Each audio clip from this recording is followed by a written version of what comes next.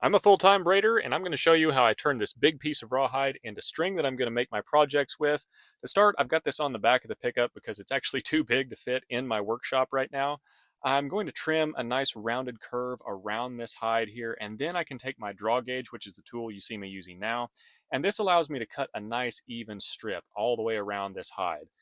You can do this freehand, but it's a lot more difficult and takes a lot more time. So this is a great tool, and it's going to make things a lot easier. You can see as I go, this corner has kind of appeared. This is a really common thing that happens. I'm going to take my knife here and just trim this back to a nice rounded edge.